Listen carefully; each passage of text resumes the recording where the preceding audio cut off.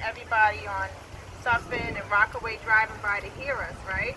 I want our presence known. So if you can repeat after me, Denise Williams. Denise Williams. You can do better than that. Denise Williams. Denise Williams. Say her name. Denise Williams. Say her name. Denise Williams. Say her name. Denise Williams. Thank you. Thank you. That's the energy that we want to start off with. Okay. Thank you for that great introduction. And I just want to start off with my connection to your family. So I saw a video on Facebook. I'm trying to remember how I came across the video of your family pleading for help in front of the hospital. And I was very disturbed. It really brought me to tears, honestly. I'm an emotional person. So right away, I'm part of a maternal health committee for one of my nursing organizations. One of them is the Greater New York City Black Nurses Association. And I'm also, as already mentioned, the president of Theta Chi chapter. So I sent that link to both, this is the power of social media. I sent the link both to both of my organizations. And I said, we need to do something. We need to get involved. We need to, I didn't know what to do at the time. I honestly didn't know what to do. But I just felt like just being present was the first step. And I sent it to both organizations, and eventually we ended up meeting Charlene and giving a donation, what we could do as a board. And also, eventually I was able to show up at the rallies.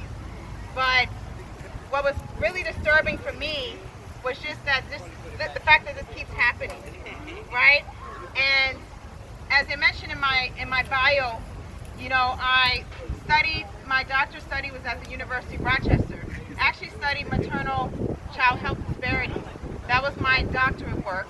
I worked with teen moms in the school district in Rochester, New York. And at that time, I wrote my personal statement about maternal health disparities. And that's when I first had an eye-opening experience, because I've always been passionate about women's health. And I said, wow, this is what's going on to women in this country, in the United States, where we're supposed to be a wealthy country, industrialized nation. And this is what's going on. This is the type of services that women are receiving. And also the health disparity. So it doesn't matter if you're wealthy, it doesn't matter if you're highly educated. If poverty is not an issue when it comes to health disparities with Black women and what we encounter. So clearly there's something wrong with our system and how Black women are treated in our healthcare system. And also the other things outside of the hospital, right? Our environment and different things like that. So that was my eye-opening experience, and that's why I said I want it to be my lifelong mission to be a maternal health advocate in any way, shape, or form that I can. And the first thing is definitely social media, using our voice, using our platform to get messages out there. So that is my connection with your family. And I was asked to talk about postpartum depression. And some of you have probably already educated yourself about postpartum depression through this experience. This is actually when we learn more, is when we unfortunately experience trauma. And postpartum depression, in the healthcare setting, we do a lot of screenings. We do screenings for, at well baby visits for the mom. We have the Edinburgh postnatal depression screening. And if a mom scores very high on that, or sometimes if they're borderline, I'll still check in and say, ask what's going on.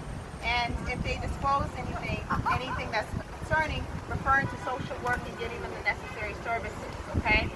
And so we do have screening tools implemented. And so what are the common signs and symptoms?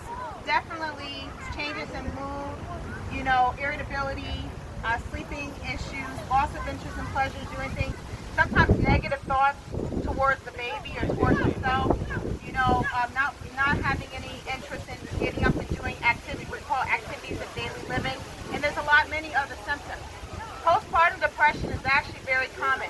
Most women will experience postpartum depression, and that postpartum depression for most women would be transient, maybe a few weeks, maybe a couple weeks. But for some women, it can be longer, and the postpartum period is up to 1 year.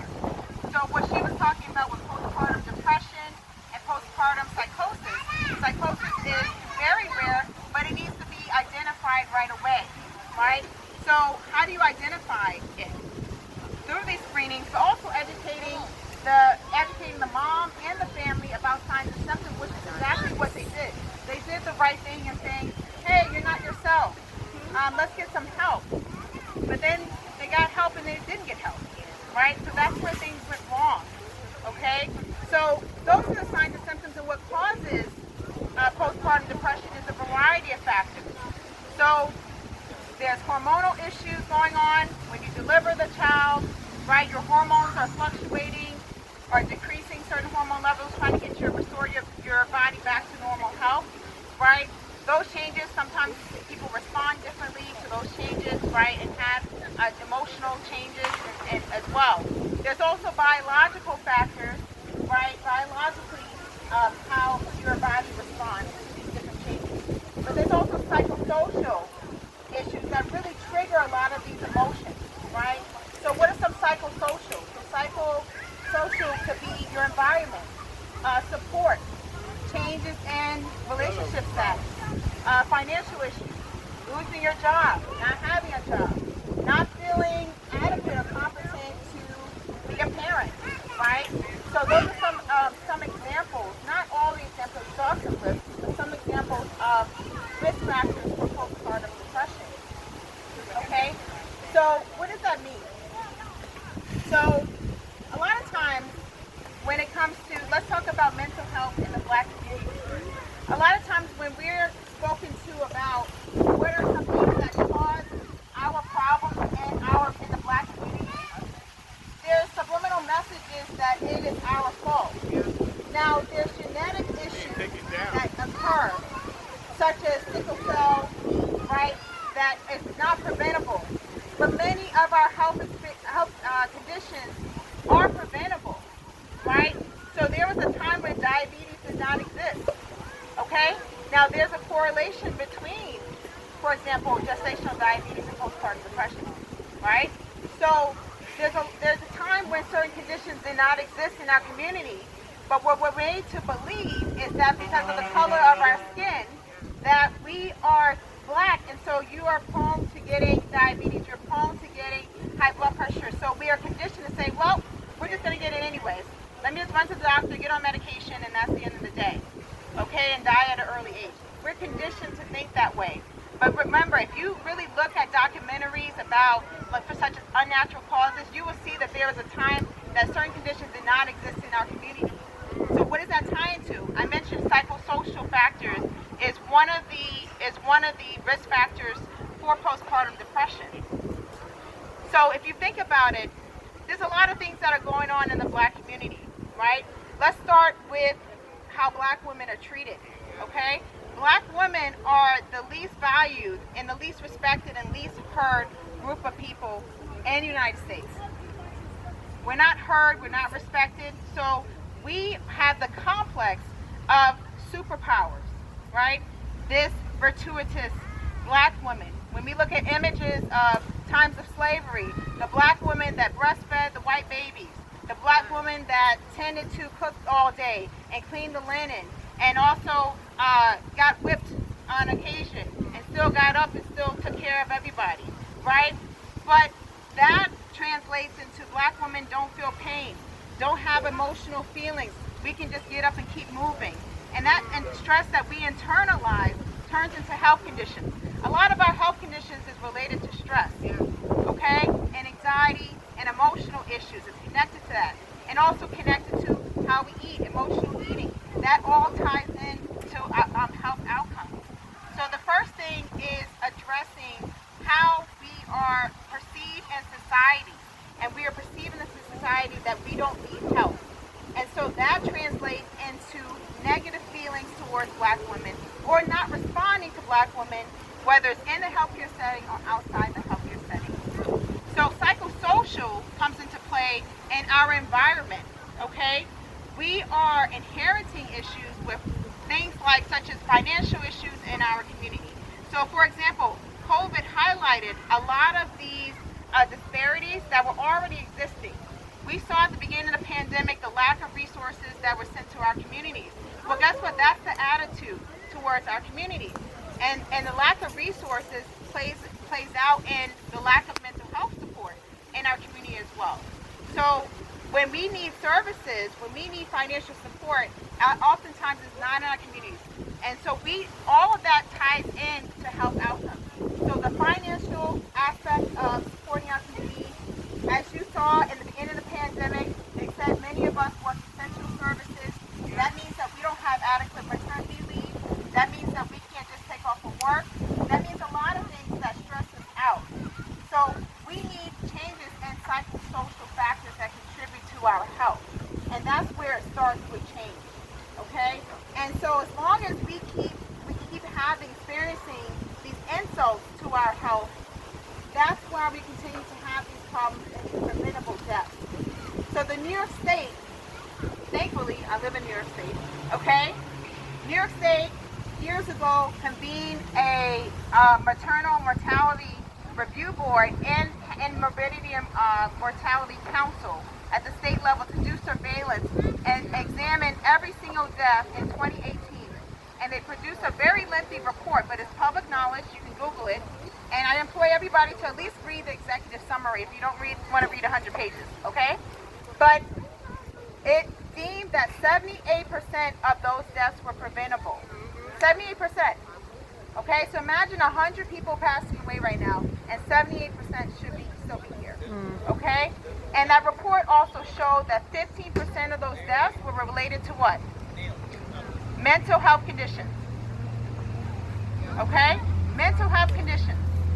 So it's a step in the right direction to have the surveillance, have it published, because this information is disseminated to all hospitals, all providers, all organizations that do birthing work, and also it's necessary for policy change, to inform policy changes at the level for funding.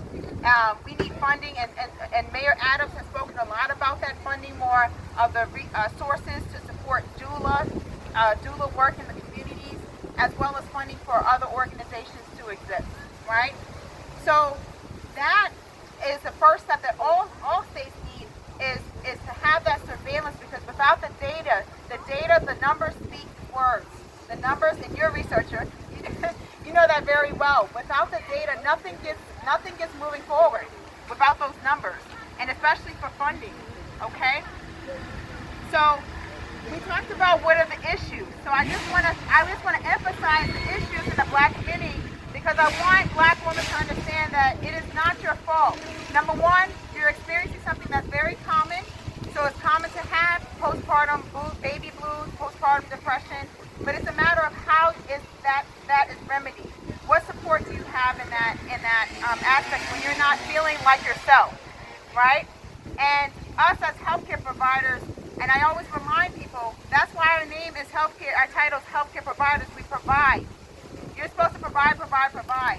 Not stereotype, not stigmatize patients or communities and say, well, they don't want to be better. They don't want to be healthier. They're lazy. They don't want to have a better quality of life. Quality of life comes from top up, from the people who have power, for the people who are in policy. And that's why policy is so important. So this is a lot, right? There's a lot of different angles to this issue with postpartum depression. And it can be overwhelming to say, where do we start? Where can we start? Well, what you're doing right now with starting this foundation is a great start, because you're influencing change, you're getting the messages out there, and you're also saving lives. So some key areas for solutions. Number one is support. Exactly what your family did to support Denise is exactly what needs to happen. Saying, you're not yourself, let me get you help, I'm a listening ear, let me find you support. Let me go online, go on the Department of Health website, see what's available, right? Let me contact a family member or a friend who's in the healthcare arena and get some advice. Educating yourself. The best thing that you can do is educate yourself, okay? Everything is online at your fingertips. I call it YouTube University. Everything is there. Anything you want to do, want to find out, want to learn about, everything is online. So educating yourself and spreading the knowledge, disseminating information is how we get the messages out there and save lives. Engagement in self-education, engagement with whatever services are available. So guess what? It's not just, oh, I'm just going to get an OBGYN, doctor, nurse midwife, and then let them tell me what to do. You interview them. Interview them. Come with prepared with questions. If you don't know what questions to ask somebody in healthcare. What kind of questions should I be asking? Right? What kind of questions should I be asking my healthcare provider? What is some information that I should know at this part of my pregnancy and second trimester and third trimester? Right? Write down the information. Take notes. You need to be interviewing your OB/GYN provider. And if you get a gut instinct, that intuition, that and I've heard this before. Oh, I'm not being paid attention to. Guess what? You have every right to get another provider. And that's what is necessary, because it may save your life or somebody else's life. Doula care. Big proponent, big supporter of doula care. We need doulas. Bringing a child into this world should not just fall on the hands of just the OB/GYN provider, and that's it. And that's where the buck stops. It should take a village. When they say it takes a village to raise a child, it should take a village to bring a child into this world. Women need all the support that they can get, especially in these times of us in the United States not having adequate maternity support and not adequate time of leave or even paternity leave. Okay? It's not just one person having a child. The father should be part of that process as well. And everybody should have nesting and all those benefits. So doula care.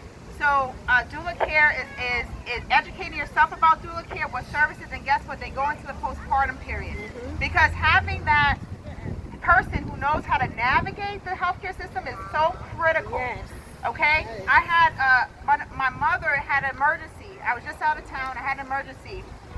Because I'm a healthcare provider, I knew to call the emergency room, see if the ophthalmologist is available in that emergency room before she just goes to any random emergency room that can actually make her eye condition worse. Okay? But that's because I know how to navigate the system. So connecting to people who know how to navigate the system is critical, because you can end up in the emergency room and not come out alive. Let's be honest. Okay? Voting and policy advocacy. Everybody over the age of 18 should be voting. Everybody over the age of 18 should be voting. Not just voting. Know what their platform is. Meet with them while they're campaigning. Okay? Mayor Adams met with my chapter nurses, Theta Chi chapter, and had a Zoom session with us. We talked about everything that we are concerned about in our community, and he had an answer for everything that we were concerned about, and he had a plan. Okay, so we talked about maternal health, but we also talked about other things in the Black community. Okay, so you are electing them. They serve you. They serve us. Okay, so keep that in mind, that when they're campaigning, ask for a meeting, contact their office, round up the troops, get everybody on Zoom. You don't have to show up in person anymore. Okay, so it's easy. You can be wherever. You can be in the park. You can be running and put on the Zoom. Okay, so it's very important to vote, to be politically involved and advocate for bills. When there's bills that need to be passed, talk to your legislators, say we need your support for this bill, and explain it. Katie did a great maternal health legislation, and Bruce McIntyre for our Theta Chi nurses, because even as nurses, I realized that we were not highly educated about policies. We were educated about policies, but not how to advocate. That's the part, and so I started that in my chapter, teaching nurses about how to be politically active, okay? So having somebody who's very knowledgeable like Katie come on and do a Zoom session, that's what's necessary for you, because we don't know everything. I don't know everything. I don't pretend to know everything. So it starts with being humble and seeking the knowledge. Continued surveillance is what I was talking about earlier with data. You need the numbers, keep pressing to have the data out there and have people surveillancing what's going on in the healthcare. And we really need that, because that's going to influence funding for different services. Diversity in the workforce, okay?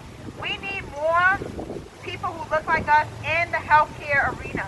So if you are inspired to become a nurse, a doctor, a social worker, psychologist, a doula, whatever you aspire to be, don't say I'm too old. Don't say I'm not smart enough. Don't say I don't have the money. Don't let any barriers get in your way. We need more people who look like us, who are actually compassionate, because we provide better care to our community. And the CDC even said that. So there you go. Okay? So we need more diversity in the workforce, and that will help alleviate a lot of the issues because there's a severe shortage of healthcare providers in general, but a severe shortage of mental health providers in our communities throughout the United States. And that's also what's contributing to these morbidity and mortality. I also just came off an anti-racist training the other day, and two terms that we talked about is collective accountability and collective impact. That means that, number one, collectively, meaning as a group, that not saying your foundation does one thing, I'm over here doing my own thing, and you doing whatever you want over there, is that we come together, and through numbers together, we have more power. Yes. And we come together and have a collective impact on the change that we want to see in our community. So that's collective accountability. We take our own accountability, not overbearing ourselves because we have our own personal lives, but whatever little thing that you can do, if you do one task, collectively we're making a big change.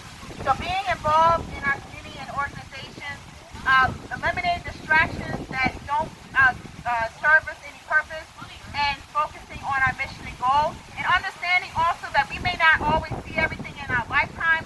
We heard those words from Martin Luther King Jr. We heard him say he may not be with us at the mountaintop, right? So we have to understand that we're going to leave our legacy. Denise Williams is leaving a legacy right now. Denise Williams is leaving a legacy right now, okay? So we can make change that we know that whenever it's our time to go, we've done good on this earth and we've done God's work. So that's the two terms. And lastly, I just want to again thank the family for having me speak today. And I really appreciate you guys, and I feel like I have more of a family in the community now. And we're going to make a lot of impact. We're going to really make a big ripple effect. And please donate to their foundation. And I'm going to have a board meeting next month to get my chapter. We recess for the summer, but in September we reconvene to do a donation to your foundation.